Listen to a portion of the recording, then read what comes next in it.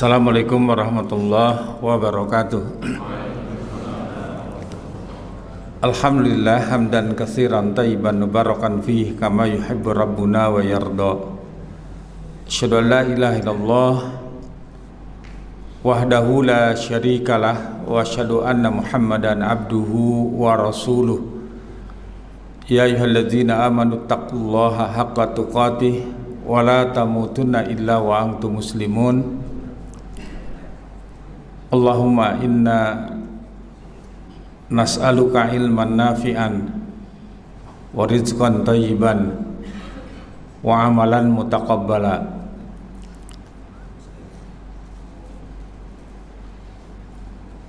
Para jemaah salat subuh rahimani wa rahimakumullah jami'an. Alhamdulillah, kembali kita panjatkan puji dan syukur kepada Allah Subhanahu wa taala yang masih melimpahkan karunia dan nikmatnya yang tidak terhingga,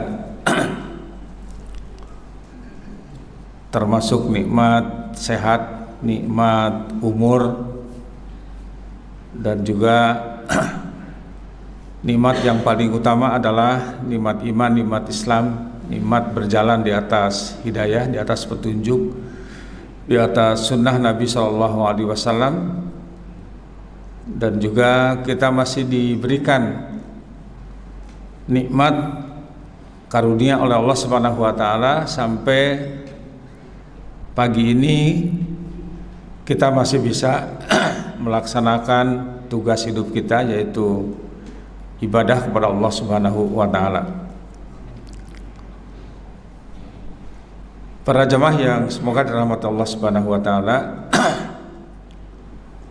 sebagaimana kita ketahui bahwa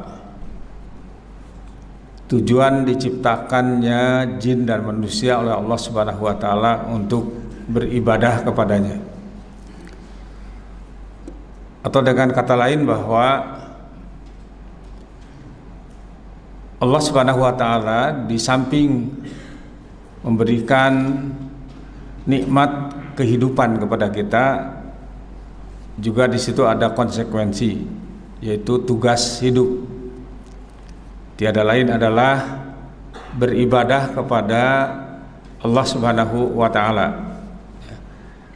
Hal ini sebagaimana firman-Nya dalam Al-Qur'an yang sangat populer sekali, insyaallah ayat ini sudah sangat akrab dengan kita. Pertama di surat Az-Zariyat ayat 56, surat ke-51, a'udzubillahi samil alim minasyaitonir rajim, wa ma khalaqtul jinna wal insa illa liya'buduni. Aku tidak menciptakan jin dan manusia melainkan untuk beribadah kepadaku, ya. Atau di ayat yang lain di surat Al-Baqarah ayat ke-21 gitu. Ya ayuhan nasu ubudu rabbakumul ladzi khalaqakum walladzina min qablikum la'allakum tattaqun. Wahai manusia, ini kalau dalam sastra Arab itu menggunakan kalimat taklif, itu dipertautkan dulu, disentuh dulu gitu. Artinya siapapun yang sadar menjadi manusia, dia akan merasa terpanggil, dia akan merasa tersentuh. Kemudian ada taklif, ada tuntutan, ada konsekuensi. Konsekuensi jadi manusia itu ada tugas hidup. Apa? Beribadah.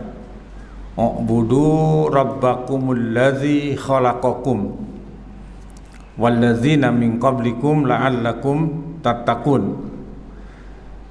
Yaitu beribadahlah kepada Rabbmu, ya. Kalau dalam terjemahan itu Tuhan, ya. Padahal Rabb itu artinya Al-Khaliq, Ar-Razik, Al-Mudabbir, Al-Murabbi, dan seterusnya.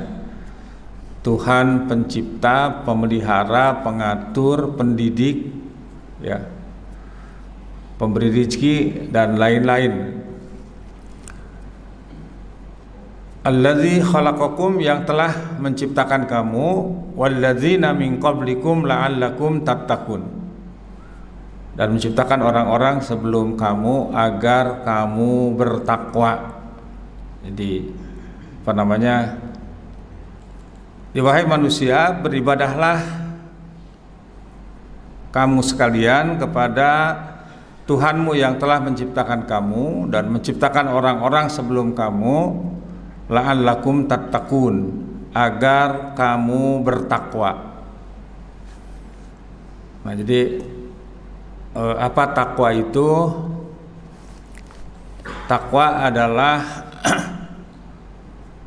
yang secara sederhana aja adalah melaksanakan segala apa yang Allah perintahkan, menjauhi larangannya. Banyak sekali definisi takwa yang dirumuskan oleh para ulama. Tapi yang paling simpel barangkali seperti itulah. Atau orang bertakwa itu adalah seorang muslim, muslimah, mukmin yang melaksanakan segala perintah Allah, menjauhi larangannya, dan memperhatikan batas-batasnya. Nah, kemudian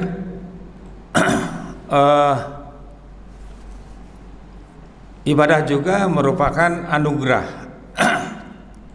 merupakan nikmat. Jadi ibadah itu bukan hanya sekedar beban, tetapi anugerah dari Allah Subhanahu wa taala.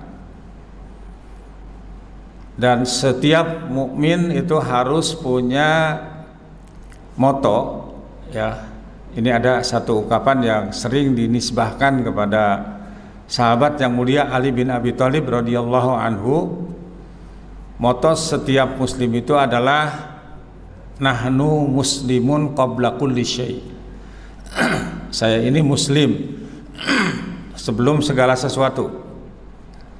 Sebelum jadi bapak, ibu, rumah tangga, sebelum jadi pelajar, mahasiswa, sebelum jadi pejabat, rakyat, dan apa saja, kita ini adalah muslim. Sehingga menjadikan Islam itu sebagai dasar hidup, sebagai landasan hidup. Kemudian yang kedua, hayatuna kulluha ibadatun. Hidup kita itu seluruhnya ibadah. Jadi ternyata saya balik ke awal. Yang namanya ibadah itu tidak sebatas ibadah praktis, ya, seperti toharoh, sholat, zakat, saum, haji, umroh. Tapi juga ada ibadah dalam artian yang ammah, dalam artian yang umum. Walaupun sekarang ini kalau kita berbicara tentang ibadah, nampaknya harus kembali kepada pemahaman yang melakukan tasbiyah, istilahnya purifikasi, pemurnian terhadap makna ibadah, definisi ibadah, dan aplikasi ibadah yang benar. Ya, karena ibadah itu sesuatu yang sangat penting, sesuatu yang sangat urgen, tetapi sangat sensitif gitu. Artinya Allah Subhanahu wa taala memberitahukan kepada kita banyak orang-orang yang beribadah tetapi salah. Contoh umpamanya bisa dibaca dalam Al-Qur'an nanti di surat Kahfi, surat ke-18 ayat 103 104. Ya, kul hal nunabbiukum bil akhsarina a'mala alladzina dhalla sa'yuhum fil hayatid dunya wa hum yahsabun annahum yuhsinuna sun'a. Katakanlah oleh Muhammad, inginkah aku jelaskan kepada kalian orang-orang yang akhsar. Akhsar itu isim tabdil, itu superlatif. Kalau khusrin rugi, akhsar itu sangat rugi gitu. Bangkrut, pailit, beramal tapi pailit gitu. Siapa itu? Orang-orang yang sesat dalam perjalanan hidupnya di dunia ini, wa yahsabuna annahum muhtadun, dan mereka menyangka bahwa mereka itu annahum yuhsinuna sunama. Mereka mengira bahwa mereka memiliki amalan yang terbaik, padahal terjebak dalam kesesatan. Alladzina dhalla sa'yuhum fil hayatid dunya, orang-orang yang sesat dalam perjalanan hidupnya di dunia ini. Nah, ini juga perlu kita pertegas kembali, sesat atau tidak itu ditentukan sejauh mana komitmen dia terhadap kebenaran yang datang dari Allah Subhanahu wa taala. Sekarang ini kan banyak orang yang kalau kita buka YouTube itu pusing lah. Ya, gampang menuduh orang sesat, orang salah dan lain sebagainya gitu kan, ahli neraka. Padahal tolok ukurnya itu nggak jelas gitu. Kalau kita memahami secara jujur, secara sederhana, mudah. Kebenaran dalam Islam itu tidak berbilang, hanya satu. Ukurannya bukan banyak sedikit pengikutnya, tetapi dari mana sumbernya gitu. Sumber kebenaran itu hanya satu, dari Allah Subhanahu wa taala. Satu saja di antara ayat yang paling populer itu di surat Al-Baqarah ayat 147. Ayat yang lain banyak tuh yang semakna.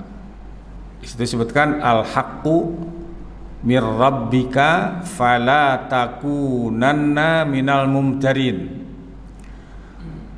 Di situ kan hak itu kebenaran, di situ pakai alif lam, namanya alif lam ma'rifah, menunjukkan kepada satu kebenaran tertentu, sesuatu yang konkret. Kebenaran yang mutlak itu, di kebenaran itu ada dua, ada kebenaran yang mutlak, ada kebenaran yang nisbi. Yang mutlak itu kebenaran yang kapan saja, di mana saja, siapa saja yang mau menguji, mau meneliti, ya, termasuk Prof. Abu Bakar, silahkan. Ya, Islam terbuka. Kapan saja, di mana saja, validitas kebenaran Islam bisa diuji dan dipertanggungjawabkan. Ada kebenaran yang nisbi, yang relatif, kebenaran yang terbatas oleh ruang dan waktu. Nah, Islam ini kebenarannya mutlak, rahmatan lil alamin, rahmat bagi seluruh alam, kafatal linnas, untuk seluruh manusia. Sekarang ada yang memaksakan diri, memaksakan Islam yang mutlak itu menjadi nisbi, dibatasi dengan ruang dan waktu. Contohnya apa? Islam Nusantara. Ya. Islam Nusantara, terus ada labelisasi Islam radikal, Islam macam-macam lah. Padahal Islam itu cuma satu. Ini perlu kalau tidak ngaji itu repot kita. Nah, kembali bahwa yang benar itu hanya satu. Yang lebih tegas lagi di surat 6 ayat 163 ya. Wa anna hadza sirati mustaqima fattabi'uhu wa la tattabi'us subula fatafarraqu bikum an sabili dzalikum wasaqum bihi la'allakum tattaqun. Inilah jalanku yang lurus, maka ikutilah. Kata sahabat yang mulia Abdullah bin Mas'ud radhiyallahu anhu, ketika Nabi SAW membacakan ayat ini, beliau membuat garis horizontal satu, kemudian membuat garis-garis ke kanan ke kiri sehingga menyerupai pelepah kurma. Lantas beliau menunjuk garis yang satu ini, hadza sabilullah mustaqimah, ini jalan Allah yang lurus. Kemudian menunjuk pada yang banyak itu, wahadhis subul al mutafarriqah, dan ini jalan-jalan yang memecah belahkan kalian. Tidak ada satupun di jalan tersebut kecuali sudah ada setan yang standby di situ ngajak manusia agar jauh dari jalan yang benar itu. Jadi ternyata sederhana sekali. Nah, ukuran sesat atau tidak itu bisa diukur dengan firman Allah di surat Yunus ayat 32. Setiap yang berseberangan dengan kebenaran yang datang dari Allah Subhanahu wa taala itu sesat. Sederhana sekali, fama ba'dal haqqi illa dhalal. Dan apalagi setelah kebenaran tiada lain hanyalah kesesatan. Walaupun di dalam realita kehidupan, karena kesesatan itu sudah melembaga, sudah mengakar, sudah mendarah daging, ketika kebenaran yang datang divonis bahwa itu yang sesat gitu. Nah, dari mana awal terjadinya kesesatan? Kalau kita lihat di dalam Al-Quran di surat Al-Zukhruf, surat ke-43 ayat 36 kalau tidak salah, awalnya itu kalau sudah mulai berpaling dari kebenaran yang datang dari Allah, dari Al-Quran. Wa may ya'shu an dzikrir rahman nuqayyid lahu syaitanan fahuwa lahu qarin. Dan barang siapa yang berpaling dari pengajaran Allah yang Maha Pengasih, berpaling dari Al-Quran, nuqayyid lahu syaitanan fahuwa lahu qarin, kami biarkan setan menyesatkannya dan menjadi teman karibnya. Di cara setan itu mau menyesatkan manusia ada dua cara. Pertama dipukul, dihancurkan, yang kedua dirangkul. Ini metode yang kedua. Nuqayyid lahu syaitanan fahuwa lahu qarin, setan menjadikan dia sebagai teman dekat. Wa innahum la yasuddunahum anis sabil wa yahsabuna annahum muhtadun. Dan sungguh mereka, setan-setan itu benar-benar menghalang-halangi mereka dari jalan yang benar, sedang mereka menyangka bahwa mereka mendapat petunjuk. Ini celakanya sini. Wa yahsabuna annahum muhtadun. Sedang ada dalam kesesatan dan mereka mengira bahwa mereka mendapatkan petunjuk. Nah, makanya ini harus berpegang teguh. Yang pertama itu pada Quran dulu. Benar sabda Nabi SAW dalam hadis yang diriwayatkan oleh Imam Bukhari, innallaha yarfa'u bihadzal kitab aqwaman wa yada'u bihi akharin. Innallaha yarfa'u bihadzal kitab aqwaman wa yada'u bihi akharin. Sungguhnya Allah Subhanahu wa taala mengangkat, meninggikan dengan Al-Qur'an ini beberapa kaum dan menjatuhkan kaum yang lain. Jadi ada yang diangkat, ada yang dijatuhkan. Contoh yang konkret namanya. Contoh nih. Kita lihat, saya kemarin sebulan yang lalu kedatangan salah seorang syekh dari Universitas Al-Azhar Kairo, Mesir, yang juga beliau adalah dengan teman-temannya pengajar di pesantren kami situ. Tapi selama pandemi kemarin online. Sekarang sudah kesini lagi, dia cerita di antara bukti Allah mengangkat kaum yang memuliakan Al-Quran, beliau memberikan contoh negeri beliau sendiri, Mesir. Mesir itu kan bukan Arab, Mesir itu Afrika ya. Dan bahasa Mesir itu aslinya bukan bahasa Arab, bahasa Kibti. Tapi karena mereka memuliakan bahasa Arab, memuliakan Al-Quran, Allah angkat derajat mereka sehingga memiliki perguruan tinggi. Ya kalau tidak salah Prof, itu tertua ya Al-Azhar itu di Kairo, Mesir, sehingga mampu melahirkan para ulama, para intelektual Muslim, para tokoh, para politisi dari situ gitu. Padahal itu bukan Arab. Contoh lain, kitab nomor 2 setelah Al-Quran di kalangan Ahlussunnah wal Jamaah adalah kitab Sahih Bukhari. Kalau kita ketemu hadis di kitab itu, pastikan itu sahih. Ya. Kalaupun ada hadis dhaif riwayat Bukhari, bukan di situ. Umpamanya dalam kitab Adabul Mufrad ada, hampir sepertiganya itu dhaif. Tapi kalau yang dalam Sahih Bukhari itu sahih itu. Dan beliau tidak menulis satu hadis pun kecuali setelah sholat 2 rakaat. Ternyata Imam Bukhari juga bukan orang Arab ya, orang Bukhara. Iya, Rusia ya, Uni Soviet. Sekarang kita sedang gencar di mana-mana, alhamdulillah, anak-anak berminat sampai cari guru tahfidz Quran itu susah sekarang. Nah, kalau kita bicara tentang guru tahfidz, guru tahsin, guru tajwid, yang paling populer diantaranya Imam Asy-Syatibi rahimahullah taala. Ya, ada di beberapa tempat di Cilengsi namanya ada Ma'had Tahfidz Imam Asy-Syatibi. Ternyata Imam Asy-Syatibi juga bukan orang Arab, orang Eropa. Beliau meninggal di Granada di Spanyol. Kalau kita belajar bahasa Arab, gramatika bahasa Arab yang paling penting itu, yang paling mendasar adalah nahwu dan shorof. Ternyata yang merumuskan disiplin ilmu itu bukan orang Arab juga, Imam As-Sibawayh. Padahal orang Arab juga berguru kepada beliau. Imam As-Sibawayh juga ternyata bukan orang Arab, tapi orang Parsi, orang Persia. Atau kalau ulama yang ada, ulama ahli hadis di abad ini, Syekh Muhammad Nasiruddin Albani, bukan Arab juga. Imam At-Tirmidzi, Imam An-Nasai, bukan Arab. Ya makanya tidak mustahil satu waktu nanti akan lahir seorang ulama besar dari Al-Hikmah Taman Aries. Ya, tidak mustahil.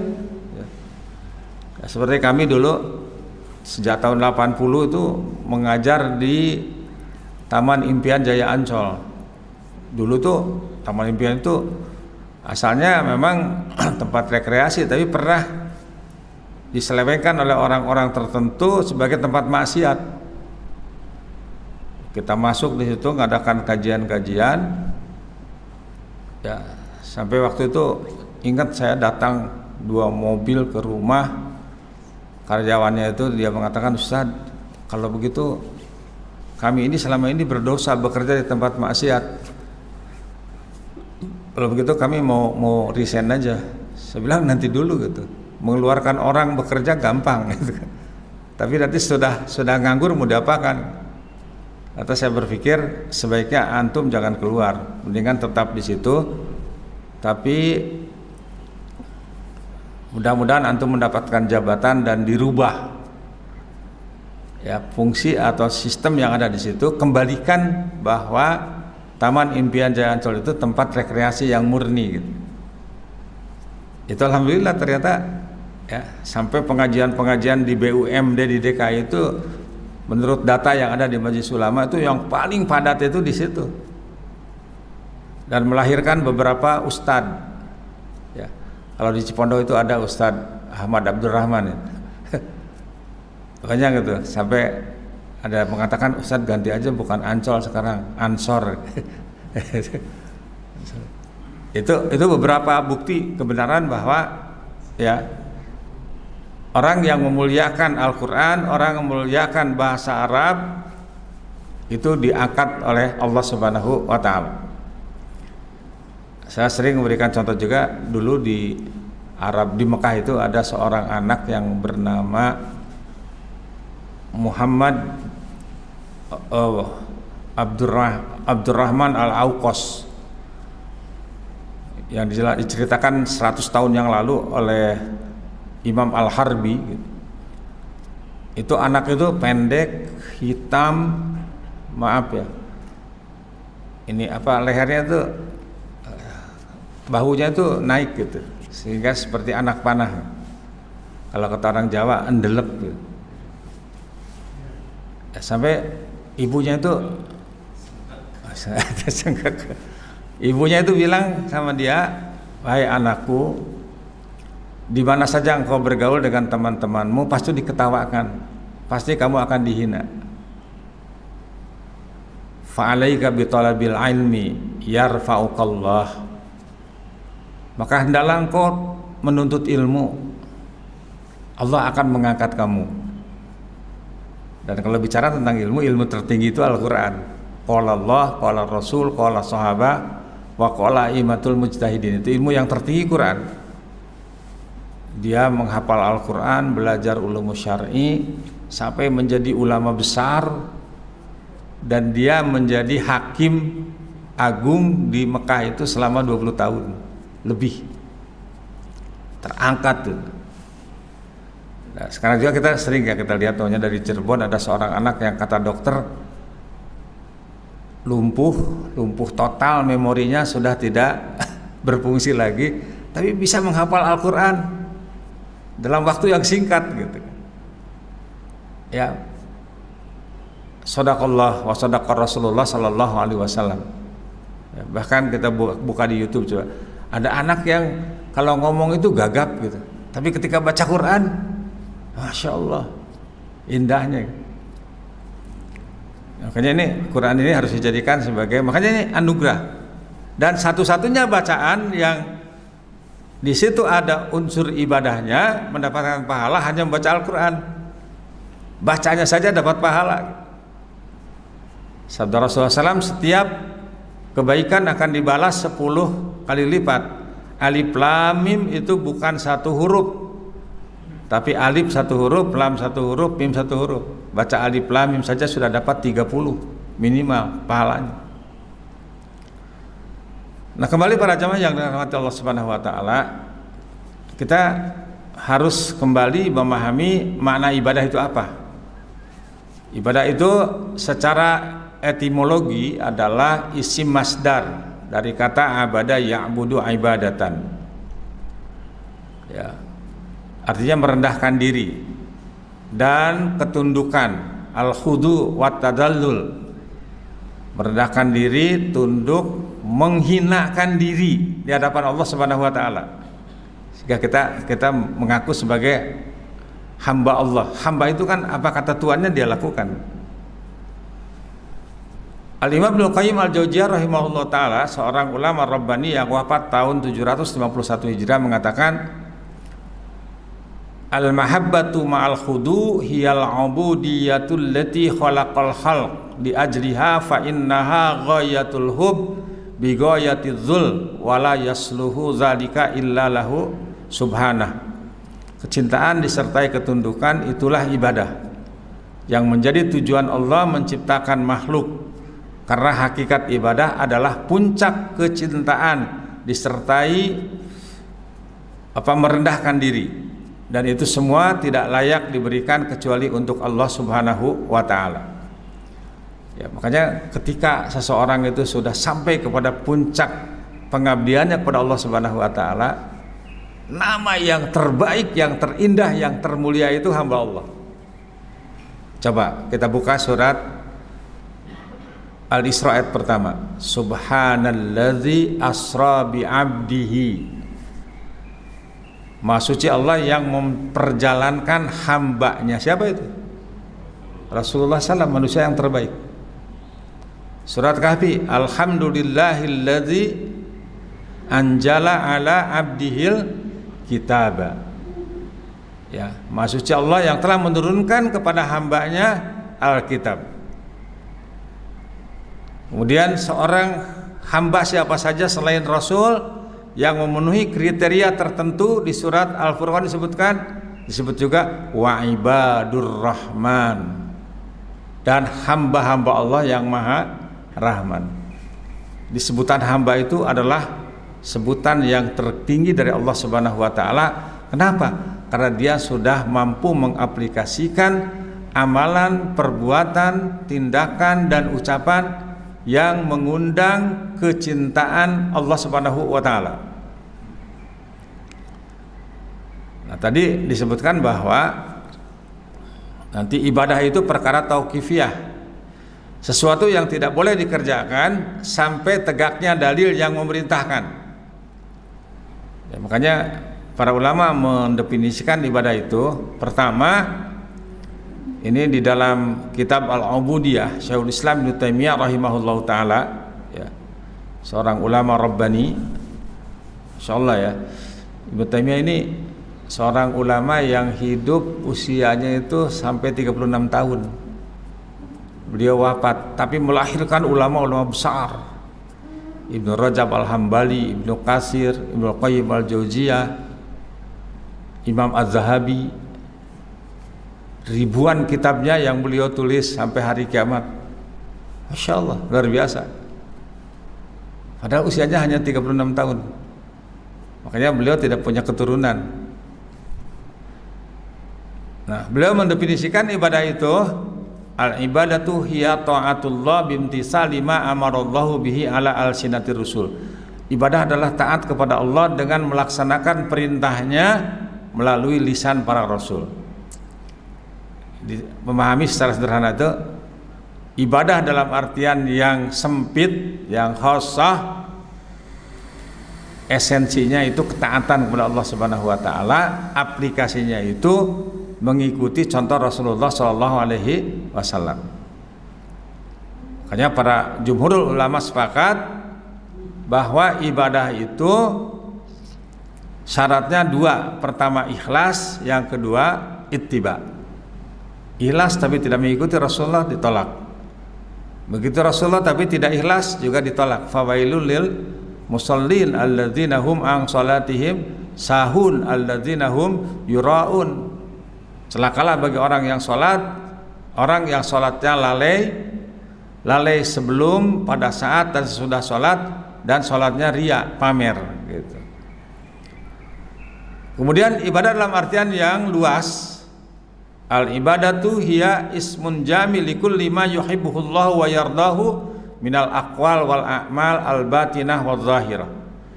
Ibadah ialah satu nama yang mencakup seluruh apa yang dicintai dan diridhoi oleh Allah Subhanahu wa taala, baik itu ucapan ataupun perbuatan yang lahir maupun yang batin.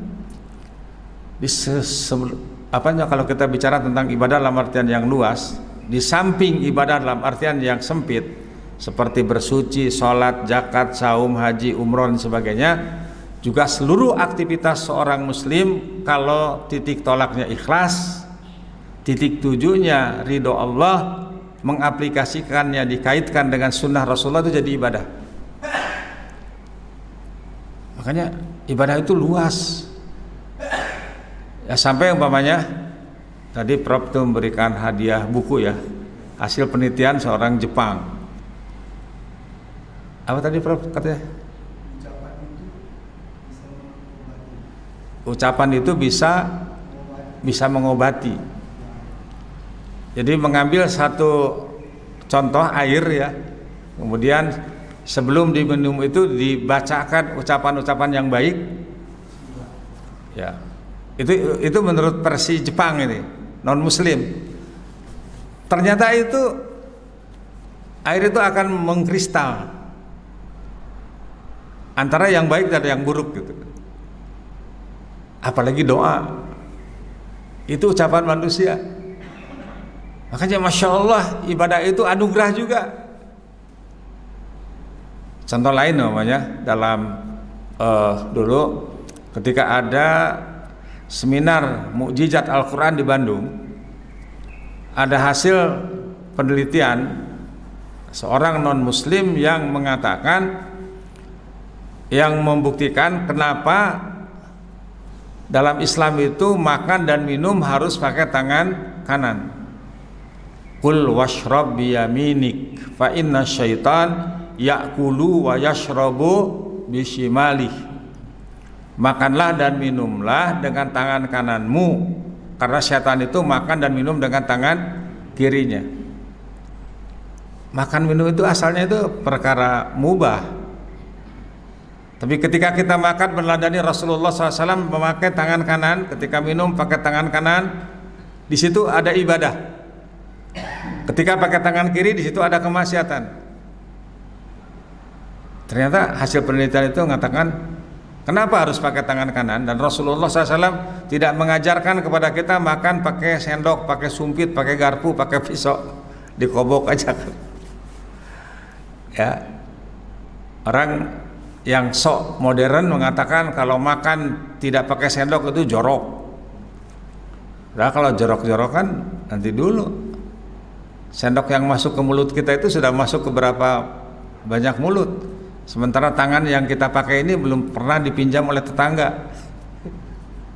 Dan ternyata di tangan kanan ini ada enzim yang bisa mempercepat pembusukan makanan. Makanya kalau ketika makan dengan tangan kanan tanpa sendok, itu kerja usus itu terbantu. Subhanallah. Ibadah itu anugerah. Makanya kalau cari pahala tidak usah bikin-bikin lah, tidak usah memodifikasi, merenovasi, menambah, tidak usah. Beramal saja sesuai apa dengan yang dicontohkan oleh Rasulullah SAW. Hatta masuk keluar WC dapat pahala. Kalau dia masuk WC kaki kiri dulu sambil berdoa, Allahumma inni a'udzubika minal khubuthi wal khaba'is. Keluar WC kaki kanan dulu sambil berdoa atau istighfar, diantaranya gufranak. Masuk masjid kaki kanan, keluar masjid kaki kiri. Pakai sendal yang kanan dulu, ketika buka pakai yang kiri. Itu semuanya itu ladang untuk memperoleh pahala dari Allah Subhanahu wa taala. Gak usah bikin proyek pahala yang baru. Sudah ada tuntunan dari Nabi Shallallahu alaihi wasallam. Makanya ibadah itu tadi ikhlas, ittiba. Kalau boleh ibadah seenaknya, gak usah pakai Nabi, bikin aja sendiri. Yang mudah, yang pahalanya lebih banyak, lebih gampang gitu. Nah, makanya tadi kembali bahwa ternyata semuanya itu anugerah dari Allah Subhanahu wa taala. Sampai makan, minum, sementara di tangan kiri ini katanya ada antibiotik. Makanya tugasnya yang kotor-kotor gitu. Sampai sampai Rasulullah itu mengajarkan kepada kita, sampai ketika buang air kecil bagi laki-laki, kata beliau, apabila seorang di antara kalian buang air kecil, fala yamsah dzakarahu bil yamin, janganlah dia menyentuh zakarnya dengan tangan kanan. Mungkin takut terjadi pembusukan. Artinya pakai tangan kiri boleh. Sampai di situ gitu. Islam mengajarkan, gak ada agama yang lain mengajarkan sampai serinci itu gitu. Atau 2-3 tahun yang lalu itu ada anak-anak dari Jawa Timur itu ikut Olimpiade di Georgia.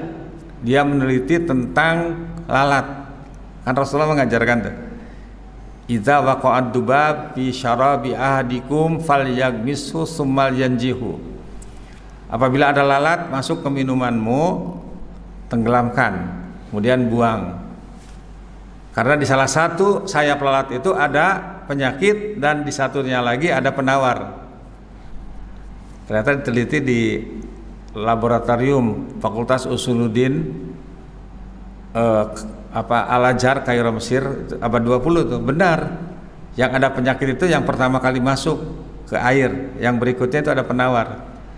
Nah, anak-anak di Georgia yang ikut Olimpiade di Georgia ini dari Jawa Timur, SLTA apa saya lupa, masih ada tuh, coba dibuka di YouTube tuh. Dia tidak berangkat dari hadis, cuman dia melihat menurut rasio mereka banyak orang yang terkena diare karena lalat, tapi lalat sendiri tidak ada yang diare. Buktinya tidak ada yang dirawat di rumah sakit. Akhirnya dia berpikir kalau begitu lalat punya penawar gitu. Setelah diselidiki ya, dan sekarang dia mendapatkan medali emas tuh. Medali emas, dan sekarang sedang dikembangkan pola pengobatan dari embrio lalat. Ya, dulu kalau ingat ya, kita yang usia-usia kepala 6, Ustadz Ahmad Hasan pernah debat dengan Bung Karno. Ketika menjelaskan, Ustadz Ahmad Hasan ketika menjelaskan cara membersihkan tempat air yang dijilat anjing. Dalam hadis kan harus dicuci 7 kali. Salah satunya dicampur dengan tanah. Kata Bung Karno, sekarang sudah zaman modern, tidak usah pakai tanah lagi, pakai sabun saja. Kata Ustadz Ahmad Hasan, tidak, ini syariat, tetap harus pakai tanah. Kalau Anda sudah mencuci dengan tanah, mau dicuci lagi dengan sabun silahkan, tapi dengan tanah saja sudah cukup, tapi dengan sabun saja tidak cukup. Ya, ternyata sekarang diketahui, diteliti oleh para ahli, air liur anjing itu mendatangkan berbagai macam bakteri, penyakit yang membahayakan bagi manusia. Jadi dan sekarang juga sedang dikembangkan pengobatan dari tanah. Banyak contoh-contoh yang lain. Ya, Masya Allah bahwa benar ibadah itu bukan hanya faridoh syar'iyah, bukan hanya kewajiban, tetapi juga merupakan kebutuhan. Ya, karena kita butuh dengan kesehatan dan lain sebagainya gitu. Butuh dengan pahala dari Allah Subhanahu wa taala. Tadi kan kalau kita kembali kepada surat Al-Baqarah ayat 21 bahwa target yang ingin dicapai dengan ibadah itu la'allakum tattaqun, agar kalian bertakwa. Ya, kenapa mesti bertakwa? Ini mungkin yang kelewat ya. Ada enggak ya? Di antara urgensi takwa itu adalah takwa merupakan bekal hidup yang terbaik. Itu di surat Al-Baqarah ayat 196.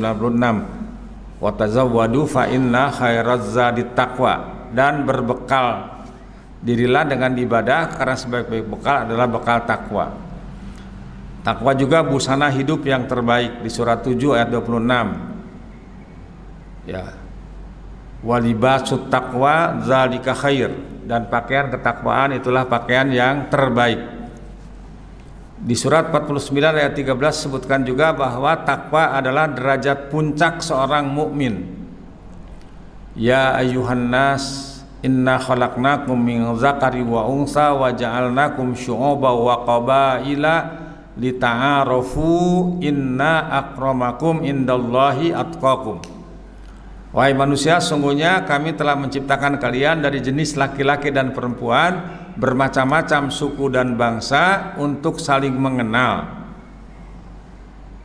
Sesungguhnya orang yang paling mulia di antara kalian di sisi Allah adalah orang yang paling bertakwa. Jadi yang menentukan kemuliaan seseorang bukan jenis kelaminnya, bukan latar belakang suku, bangsa, etnis dan lain sebagainya, termasuk bukan status sosialnya, tetapi ketakwaannya.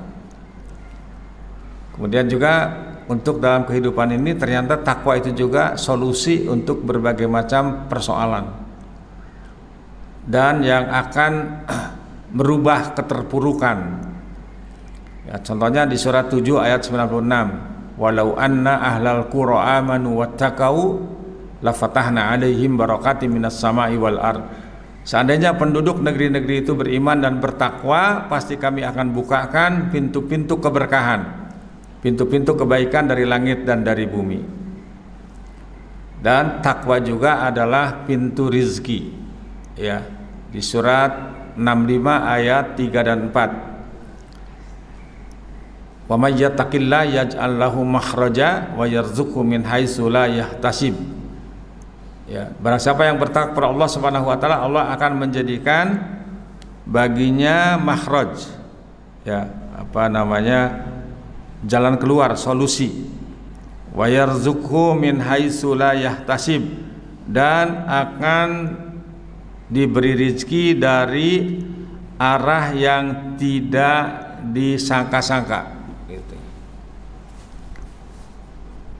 Dari semua itu, dari sekian banyak urgensi takwa, yang paling penting adalah tentu saja karena kita ya ini banyak orang yang tidak tahu atau lupa atau pura-pura lupa, wallahu alam. Dia tidak tahu bahwa Allah Subhanahu wa taala tidak menciptakan manusia ini untuk sementara. Bahwa Allah Subhanahu wa taala menciptakan manusia ini untuk selamanya. Ada kan orang yang bilang begini, itu masih ada itu di YouTube. Tuh, jangan ikut orang-orang yang ideologinya tertutup gitu, yang suka mengiming-imingi manusia dengan sorga, menakut-takuti dengan neraka, padahal dia sendiri belum pernah mengalami gitu. Ya, ada itu orang begitu. Makanya kalau orang seperti itu rakus, pantas, karena dia menganggap bahwa hidup ini hanya di dunia, sementara kita tidak. Di dunia ini hanya sementara dan akan berakhir dengan mati.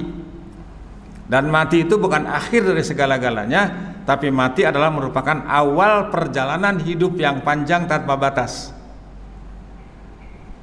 Ya, setelah mati itu nanti akan pindah alam barzah, alam kubur, alam penantian. Berapa lama? Entahlah.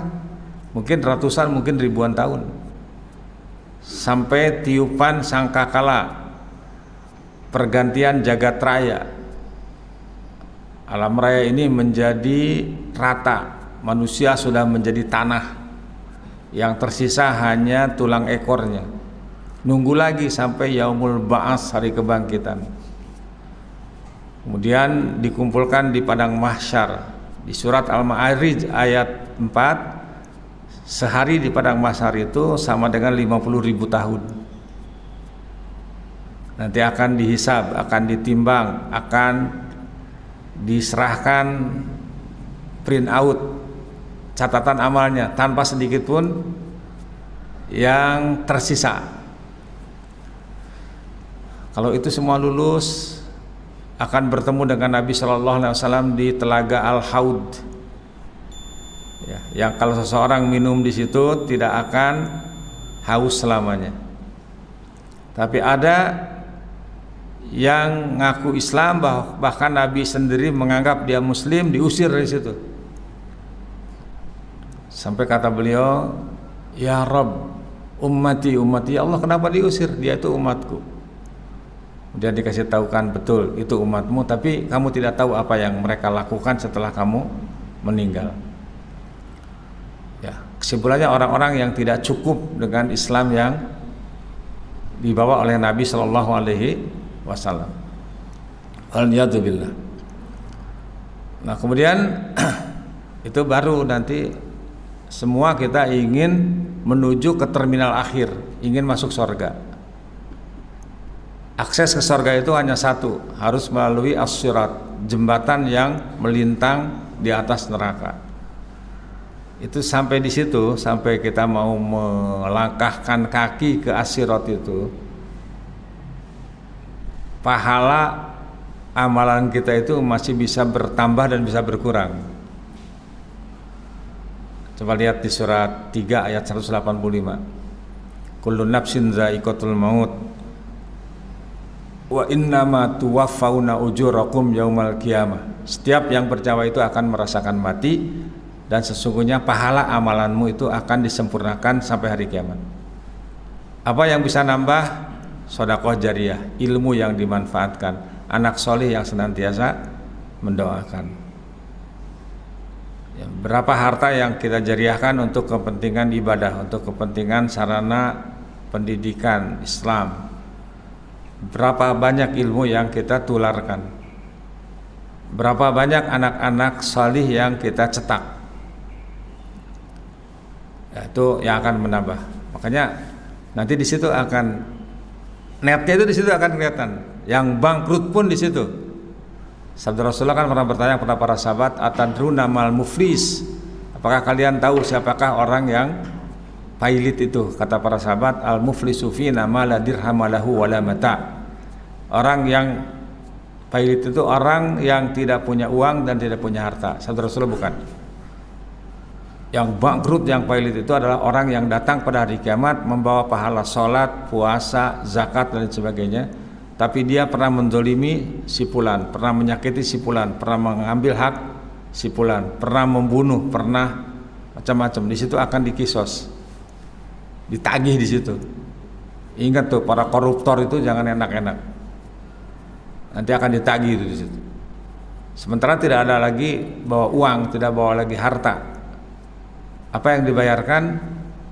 Pahala yang dia punya. Kalau pahalanya sudah habis, dosa yang dia zalimi akan dipindahkan kepada dia, kemudian dilemparkan ke dalam neraka. Waliyadzubillah. Nah, makanya ini itu perjalanan hidup kita itu seperti itu. Nah, kita tentu ingin masuk surga. Kembali tadi, ibadah yang pasti akan memasukkan seseorang ke surga Allah Azza wa Jalla, karena tadi disebutkan orang yang ibadahnya baik dan benar akan memperoleh predikat takwa, dan takwa adalah tiket untuk masuk surga. Ayatnya di surat 3 ayat 133. Wasari'u ila magfiratin mir rabbikum wa jannatin arduhas samawati wal ardu uiddat lil muttaqin. Dan bersegeralah kalian untuk memperoleh ampunan dan sorga dari Tuhanmu yang luasnya seluas langit dan bumi, disediakan bagi orang-orang yang bertakwa. Mudah-mudahan Allah Subhanahu wa taala mengumpulkan kita di sorganya nanti, insyaallah. Kita akhiri dengan tasbih kafarah. Subhanakallahumma bihamdik asyhadu an la ilaha illa anta astaghfiruka wa atubu ilaik. Wa sallallahu ala Muhammadin wa ala alihi wa sahbihi wasallam. Wa akhiru da'wana walhamdulillahi rabbil alamin. Assalamualaikum warahmatullahi wabarakatuh.